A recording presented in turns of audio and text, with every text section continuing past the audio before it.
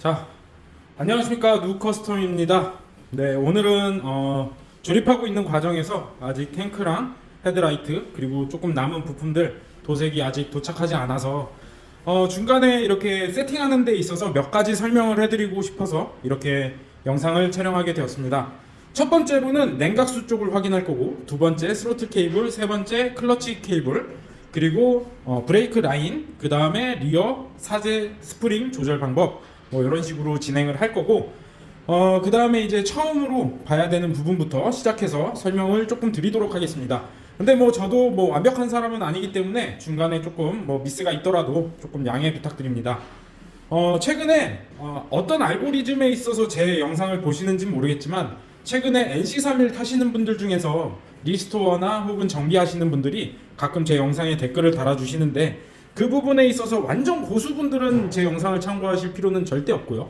그리고 중간에서 조금 내가 이제 개인적으로 조금 정비를 해서 타고 싶다라고 하시는 분들한테 참고할 만한 그런 부분들이 있으면 좋겠어서 영상 촬영하는 거니까요. 그런 분들은 집중 있게 좀 봐주시고, 다른 분들은 그런 게 있구나 저런 게 있구나 정도로 생각해 주셨으면 좋겠습니다. 일단 CB400 VTEC 1, 2, 3, SF 뭐 이런 버전을 보면 CB400은 기본적으로 순행식입니다. 순행식이고요. 순행식이기 때문에 냉각수 라인에 문제가 생길 확률이 다분합니다. 그리고 또 바이크 자체가 오래됐기 때문에 정비하는 데 있어서 냉각수가 오버히트 한다든지 그런 부분들이 많으니까요. 냉각수 쪽부터 설명을 좀 드리겠습니다. 근데 냉각수 라인이 어떻게 형성되어 있나 오토바이에서 육안적으로 확인하는 법도 좋지만, 영상인인 만큼 제가 정비지침서 펴놓은 거를 한번 보여드리도록 하겠습니다. 여기 보면 이제 워터 펌프가 그 엔진의 회전에 따라서 돌게 되고, 이 냉각 라인이 이렇게 돼서 엔진 내부에 실린더를 식혀주고, 그다음에 상부로 가서 서머스탯 쪽 걸쳤다가 내려가면서 이제 냉각팬이 돌면서 바람을 맞이해서 안쪽에서 식혀서 이렇게 해서 다시 엔진으로 들어가는 형태, 라지에이터가 식혀서 순환을 시켜준다.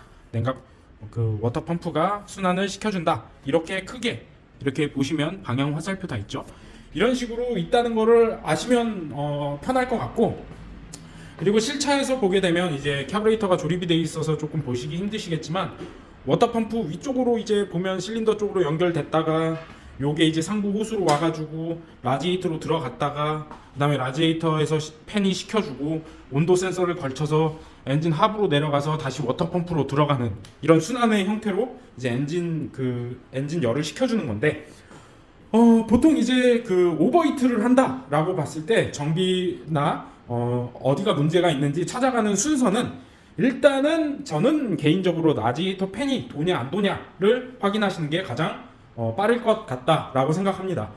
라지에이터 팬의 작동 여부는 엔진을 공회전 상태에서 10분에서 20분 정도 공회전을 시키면 돌아가는데, 그 방법보다는 일단은 이 냉각수 그 라지에이터 팬 자체가 모터가 고장이냐 아니냐를 진단하는 방법은, 일단 라지에이터에 꽂혀져 있는 센서 쪽에 선을 빼놓으시고 키 온을 한 상태에서 이 빼놓은 그 단자를 차대에 접지를 시켜봅니다. 그랬을 때 붕 하고 팬이 돌면 팬 모터는 죽지 않았다는 거고, 팬 모터는 이상이 없다라는 것으로 생각을 하시면 됩니다. 그러고 나서 두 번째로 고장이 많이 나는 부분은 썸머스탯이에요. 썸머스탯 타우징이 지금 보이고요. 그리고 썸머스탯은 어떻게 생겼냐? 썸머스탯 자체는 이렇게 생겼습니다. 썸머스탯은 어떤 기능을 하냐면요, 일단 냉각수가 뜨거워지기 전까지는 이쪽 에어구멍으로 그 냉각수가 순환이 되고, 그 다음에 냉각수 온도가 정비지침서로 봤을 때 85에서 95도 그 이상으로 올라가게 되면 이 스프링이 열에 의해서 작동이 되고, 이 구멍도 열려 있지만 당연히 이쪽 큰 길로 열리게 되면서 빠르게 열받은 냉각수를 라지에이터 팬 쪽으로 보내주는 역할을 합니다. 그래서 저거 같은 경우에 문제가 생각보다 많이 발생해요. 오래 탄 차들 같은 경우는 이게 고장날 확률이 가장 높고, 요거를 작동 테스트하는 방법은 이제 버너에다가 물 받아놓고 냄비에다가 8888 끓기 전에 넣어놨다가 8888 끓기 시작하는 온도가 100도니까 100도에서 이 스프링이 움직이면서 얘가 열리려고 한다라고 하면 작동 테스트는 완료하는 겁니다. 근데 저 같은 경우에는 작동 테스트를 안 했지만 이건 오래 써서 저는 미연에 방지하고자 예방 정비 차원에서 신품으로 갖다 넣어줬고, 그래서 그렇게 테스트를 하시면 된다, 썸머스탯 자체는. 그리고 워터펌프 같은 경우에는 고장 진단을 제대로 하는 방법은 크게 없어요, 육안상으로는. 근데 냉각수 워터펌프가 나갔을 때의 증상은, 첫 번째로는 냉각수 그 워터펌프 하단에 그 숨구멍이 있어요. 숨구멍에서 삐질삐질 냉각수가 나온다, 그러면은 교환하시면 됩니다. 그게 왜 나오냐면, 일단은 여기 보면, 이게 지금 저도 이제 고장나서 교환해 놓은 건데, 여기 다 블랙으로 칠해놔서 보이실진 모르겠지만, 여기 보이시죠? 숨구멍, 구멍 뚫린데, 요거랑 요 위쪽 안에 쪽에도 하나가 더 있습니다. 여기 요 안쪽에 지금 보이진 않네요. 여기 보이시죠? 네, 여기 라인이 숨구멍인데, 이게 이제 냉각수가 오버히트 하거나 뭐 하거나 하다 보면 이 숨구멍으로 배출을 하게 되는 건데, 이거를 또 여기서 삐질삐질 나온다고 이걸 막아버리시면 엔진에 큰 무리가 가는 거고, 여기서 삐질삐질 나온다 라고 하면 무조건 교환하시면 되고, 이게 이제 엔진 회전축이랑 걸려서 이 임펠러를 돌려주게 되고, 이 임펠러가 도는 힘에 있어서 냉각수가 순환되게 되는 건데, 이거 자체는 고장나는 일이 거진 없어요. 이게 뭐 기계적으로 안에 들어있는 게 없기 때문에 죽을 일은 없지만, 가장 크게 발생하는 게, 이게 엔진에 꽂히면서 한쪽은 냉각수, 한쪽은 엔진 오일이 있는 건데, 얘가 리데나가 삭고 잘못되다 보면 여기 숨구멍이나 이런 데서 문제가 생기면 그거는 이제 교환해야 돼요. 저 같은 경우도 여기서 다 조립했는데 삐질삐질 나와서 얘는 이제 교환했습니다.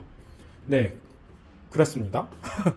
하여튼 그렇게 해서 이제 펌프는 저런 식으로 떼거나 혹은 아래서 삐질삐질 숨구멍에서 나오면 교환하시면 되고, 그리고 펌프가 잘 돌고 있는지는 확인하는 방법은 이쪽 호스에 손을 대보고, 뜨거우니까 조심하셔야 돼요. 그리고 이쪽 하부 쪽 만져보고, 여기 라인 만져보고, 그리고 상부 쪽 만져보고, 그래서 온도가 일정하게 잘 돌고 있는 느낌이다, 그러면 고장은 아니니까 워터펌프는 그냥 넘어가셔도 되고, 그렇게 해서 워터펌프랑 썸머스탯을 한번 작동 확인을 해보시고, 그래도 문제다 라고 하면 세 가지 정도로 나누는데, 라디에이터 팬 쪽에 들어가는 온도 센서, 그리고 썸머스탯에 들어가는 센서, 요렇게 두 가지랑, 또 한 가지는 중국산 저는 이제 계기판 뭐 작업을 해서 여기다가 이식을, 센서 그 회로를 이식해 놨는데, 중국산 계기판 회로 이상일 경우에도 팬이 작동하지 않아요.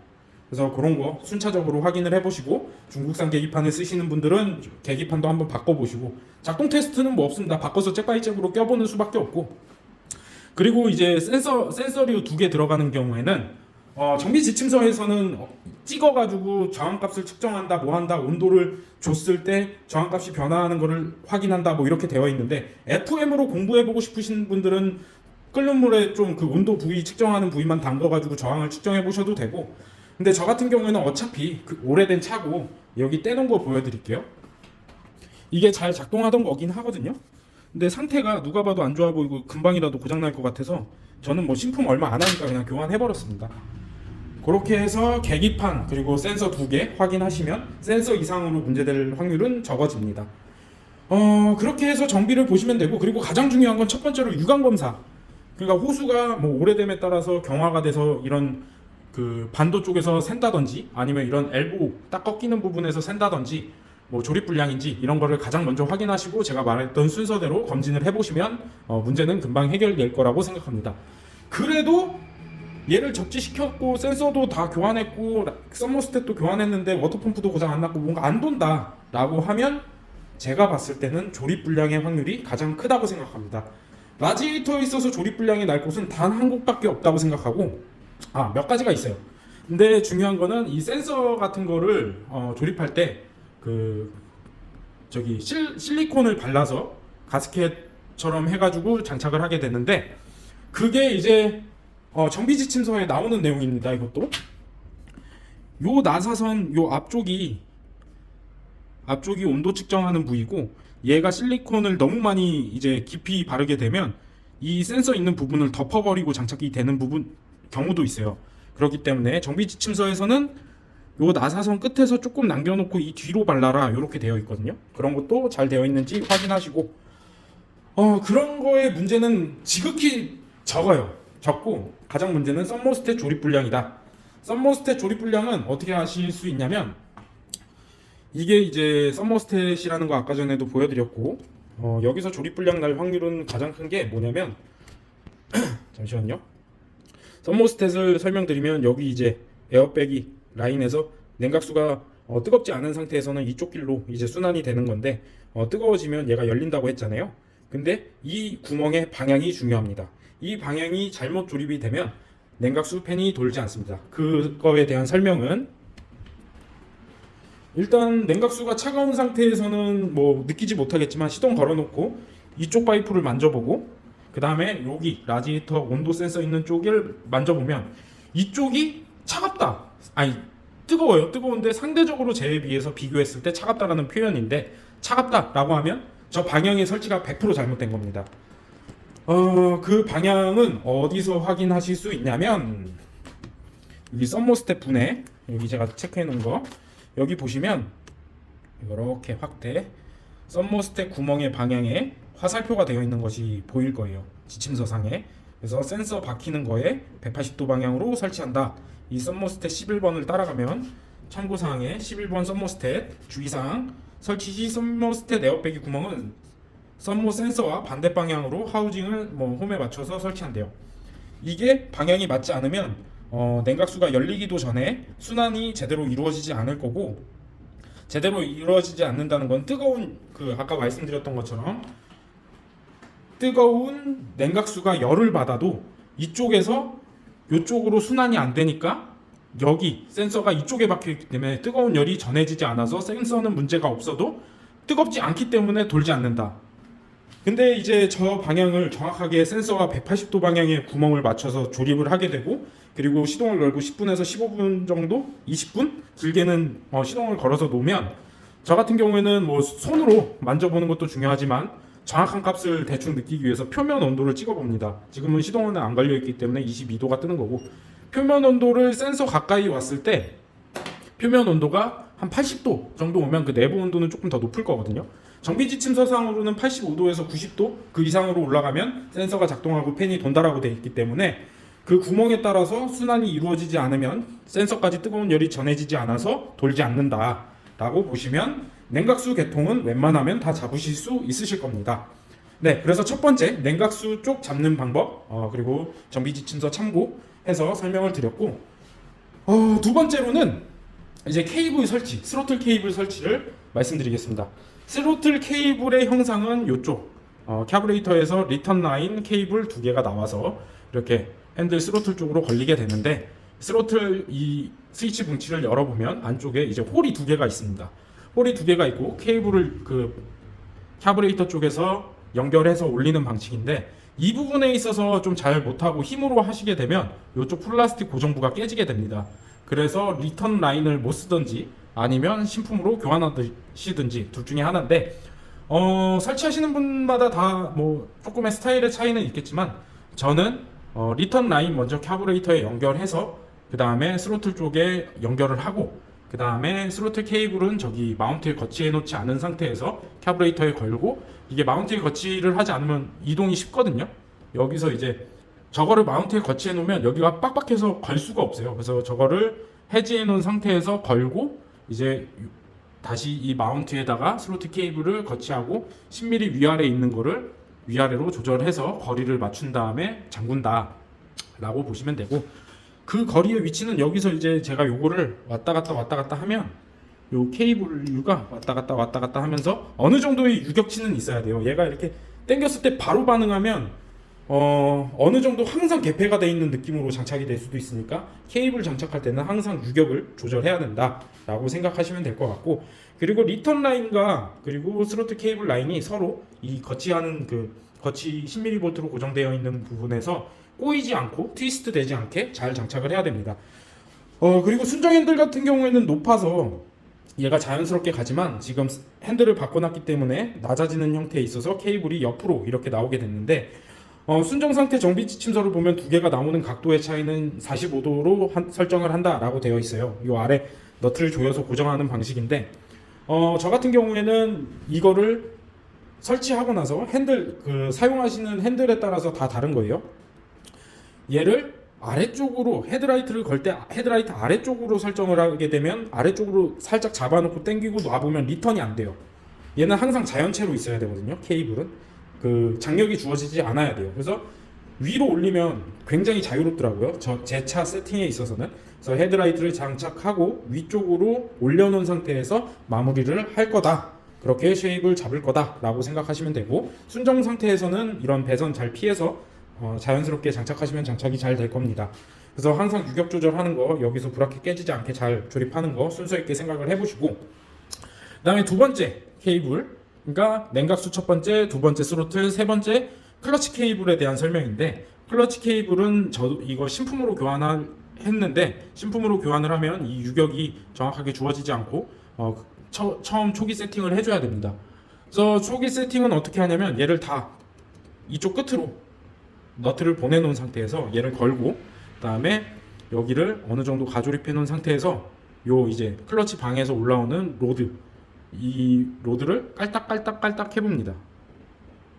근데 이게 보통 통상적으로 1에서 2mm 까딱까딱 하는 수준이 딱 맞거든요. 얘를 딱 밀었을 때 클러치가 딱 작동하는 그 구간인 거고, 저는 1mm보다 살짝 타이트하되 까딱까딱 하는 걸 좋아해서 바로 잡히는 게 좋아서 여기에 유격을 영상에서 보이시겠지만 요 정도 딱 잡아놨습니다.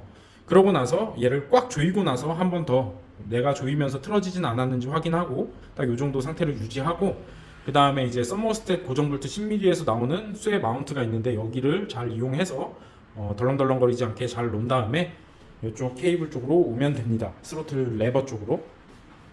레버 쪽으로 오게 되면 레버를 처음에 넣을 때 얘가 이렇게 조립할 때는 일자로 맞춰서 케이블을 넣어라 라는 느낌으로 되어 있고, 이거 같은 경우에는 저는 어느 정도 육안으로 조립해 놓고 어떻게 하라고 하냐면, 이거를 니버로 잡고 벤치로 잡고 막 풀었다 줄었다 하시는 분들이 있어요. 근데 좀 경험치가 많으신 분들은 그렇게 해도 상관없지만, 이게 여기 늘하고 여기가 갈라져 있는 면이 되게 날카로워요. 날카로워서 이 레버 홀더 자체는 알루미늄이고 얘는 철이나 스텐 느낌이거든요. 근데 이 날카로운 부분이 알루미늄을 공격하게 됩니다. 나사선을 공격하게 되고, 니버로 몇 번 잘못하게 되면 이 나사선이 다 죽어서 이 레버대 자체를 쓸 수가 없고 이 마운트를 다시 사야 되는 경우가 발생할 수 있기 때문에 저는 최대한 손으로 조절하셔라 라고 설명을 드리는 편입니다.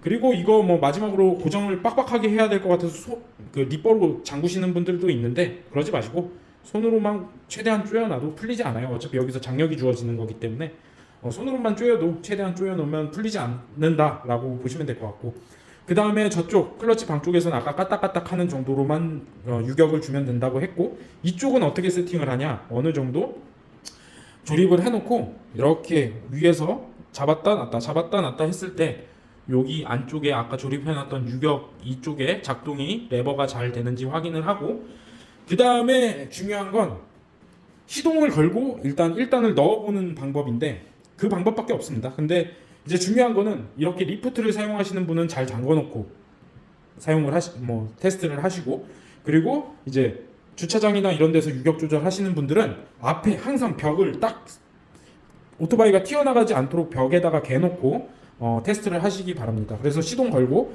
클러치 잡고 1단을 딱 눌렀을 때 앞으로 팡 튀고 나간다 그러면은 클러치 유격 조절이 잘못돼서 미트가 다 떨어지지 않는다, 클러치를 잡아도 동력 차단이 되지 않는다라는 거니까 요거를 조절하셔서 그 증상이 발생하지 않을 때까지 조절하시면 될 것 같아요. 가끔 보면 이거를 어느 방향으로 돌리면 그게 안 된다, 잠그면 그게 안 된다, 뭐 이렇게 헷갈리게 하시는 분들도 있는데, 저도 그런 것들을 봤을 때 제 느낌으로는 헷갈리더라고요. 그래서 그냥 경험치니까 풀어도 보고 잠가도 보고, 어차피 벽만 앞에 있다면 큰 문제는 없어요. 미트가 완벽하게 떨어지지 않는 증상이 강하다 그러면 벽을 밀 수가 없기 때문에 시동이 꺼질 거고, 그리고 뭐 벽이 앞에 있으니까 위험 상황은 벌어지지 않을 거고요. 그래서 계속 돌려가면서 툭 튀어나가는 증상을 잡았다라고 하시면 이제 본인 손의 미트감, 저는 한 요 정도에 설정을 해놨어요. 요 정도 딱 열리면 클러치가 동력 차단과 동력을 줄 수 있는 형태.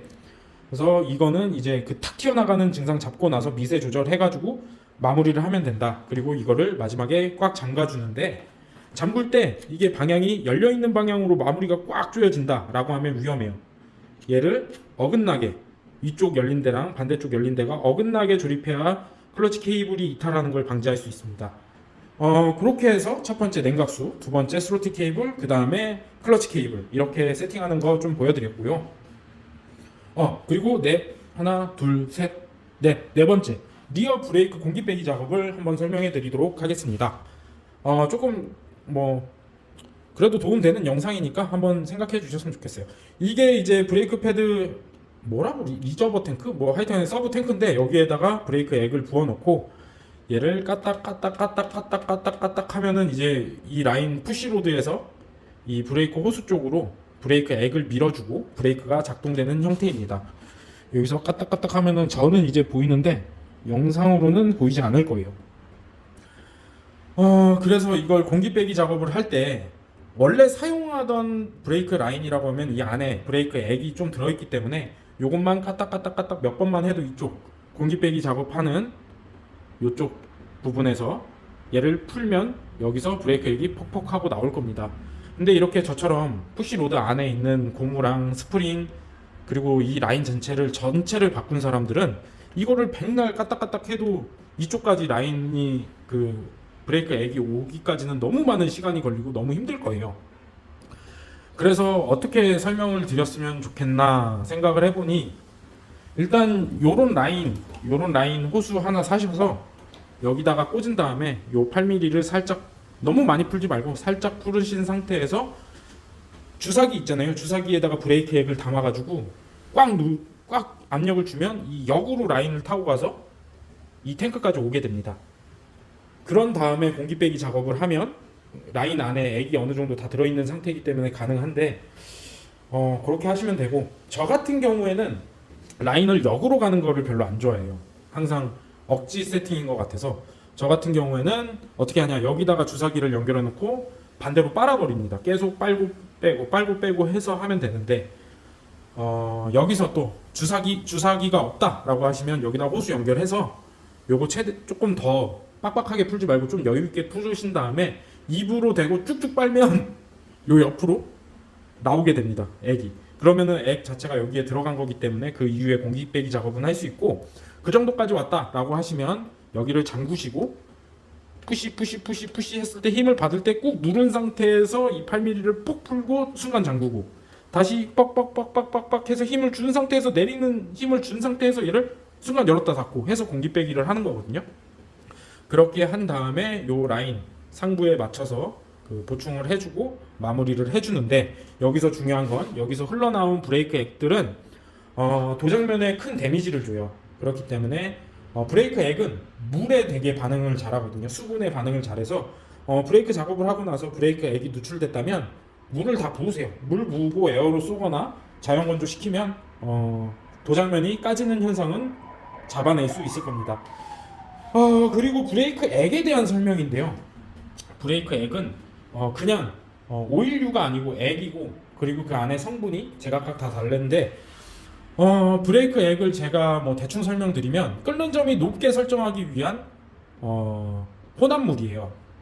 끓는 점을 높게 설정한다는 게 브레이크를 잡게 되면 그 열이 브레이크 액에 전달돼서 이 액 자체가 끓으면 안에 공기층이 형성이 되고 공기층이 형성이 되면 브레이크를 밟아도 공기가 그 안에서 압축되면서 브레이크가 잡히지 않는 현상이 벌어지고 그 현상을 베이퍼록 그냥 그 공기층에 락이 걸렸다 베이퍼록 뭐 이런 식으로 부르고 베이퍼록 현상이 계속 많이 발생해서 브레이크를 과도하게 계속 밟다 보면 이 브레이크 캘리퍼와 디스크가 계속 억지로 잡기 때문에 과도한 열이 발생하고 그러면 베이퍼록 현상도 더 가중되고 그러다 보면 그 철은 열을 받으면 딱딱해지는 성질을 갖고 있거든요. 그래서 열경화가 되는 것을 페이드 현상이라고 합니다. 그런 현상이 벌어져서 사고가 날 수 있다라고 보시면 될 것 같아요. 그래서 공기 빼기 작업 항상 잘 해주시고요. 그리고 정비 지침서 상으로는 도트4 제품을 사용해라라고 되어 있고 과거에 제가 막 한 20살 초반 때는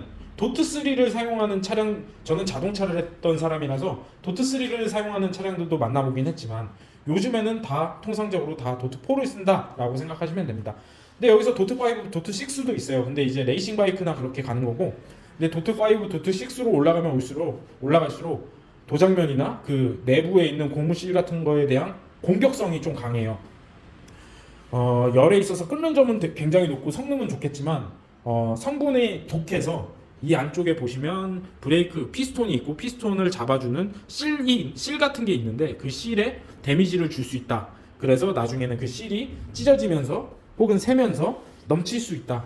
밖으로 누수가 난다.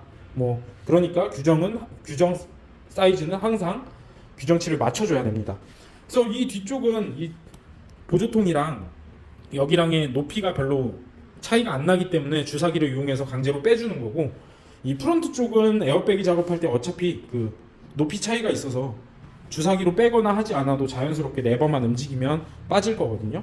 네, 그렇게 작업하면 되고, 첫 번째 냉각수, 스로틀 케이블, 그 다음에 클러치 케이블, 그리고 이제 저거 초크 케이블, 그 다음에 브레이크 쪽 설명드렸고, 이제 사제 스프링 같은 경우에 처음에는 와서 장착을 하게 되면 장착하고 이 아래 먼저 고정을 하고, 그 다음에 이 스프링 자체가 장력이 해지된 상태에서 받아보실 거예요. 요 아래 보면 장력을 주는 너트 같이 생긴 그런 게 있고, 위에 똑같은 게 두 겹이 겹쳐져 있는데 아래쪽 거는 조이면 장력이 주어지는 거고 풀면 장력이 해제되는 건데, 이거에 있어서 처음에 그 사제품을 사서 그냥 타신다라고 하면 리어 쪽에서 가끔 떡떡 하는 게 들릴 거예요. 이게 이제 스프링이 놀아서 그런 소리가 나는 거거든요. 그래서 그냥 쓰지 마시고 항상 장력을 주어주고 두 개를 잘 잠궈서 사용하시면 됩니다. 근데 더 정밀하게 이 장력을 주기 위해서는 이제 사용자마다 다르겠지만 요거 하단면을 돌려서 잠궈서 이 스프링 양을 확인을 하시고, 그 다음에 스프링의 상단과 하단을 측정을 해서 정확하게 줄자로 측정해서 저는 18cm로 맞춰놨거든요. 이 딱 압축되는 게 딱 그 정도가 맞을 것 같아서 그 정도 세팅을 했고, 좌우측 정확하게 똑같이 맞춘 다음에 잠그시면 되는데, 하단 쪽에 이제 장력을 준 쪽은 고정으로 딱 잡아놓고 위쪽에 잠그는 방향을 힘을 줘야 됩니다. 그러니까 하단은 딱 잡아놓고 하단 부분은 더 이상 조여지거나 풀어지면 또 틀어지니까 딱 잡고 위쪽만 잠그는, 그래서 두 개의 너트가 꽉 잠기는 형태로 고정을 해주셔야 되고, 그렇게 하지 않고 좌우가 조금 달라진다, 얘는 18인데 제가 17이나 19가 된다, 뭐 조금의 차이는 인정하는 부분이지만 조립 분량으로 너무 많이 차이가 나게 되면 한쪽 댐퍼에 무리가 가게 돼요. 스윙함의 힘이 한쪽 댐퍼로만 가기 때문에 극단적인 경우에는 한쪽 쇼바만 필요 이상의 피로를 받게 되고 내구성이 떨어져서 한쪽이 먼저 터진다, 그런 것도 생각하실 수 있고 주행 안정성에도 좋지는 않을 것이다 라고 생각해서 좌우를 똑같이 맞추는 연습도 한번 해보셨으면 좋겠습니다. 네, 그렇게 해서 제가 이 영상이 좀 길어진 것 같긴 한데 어느 정도 이제 전달은 한 것 같아서, 네, 만족스럽기까지는 아니지만 하여튼 설명드린 것 같고, 오늘 이렇게 또 조금씩 설명을 드릴 수 있어서 좋은 시간이었다고 생각합니다. 요즘에 계속 구독자가 늘고 있어요. 뭐 제가 조금씩 느는 거라서 뭐 그거 느는 거 가지고 뭘 그러냐 이럴 수도 있겠지만 저는 너무 행복하기 때문에 영상 잘 보셨으면은 저기 알림 설정은 괜찮을 것 같고 구독 좀 눌러주세요. 네, 그렇게 해주시면 제가 힘내서 계속 시간 날 때마다 이렇게 계속 영상 한 번씩 계속 촬영해서 올리도록 할 테니까요. 재밌게 봐주셨으면 좋겠습니다. 오늘 이렇게 또 봐주셔서 감사드리고요. 이렇게 같이 공부하신다고 수고 많으셨습니다. 다음 영상으로 또 찾아뵙도록 하겠습니다. 시청해주셔서 감사드립니다. 그리고 고생하셨습니다. 감사합니다.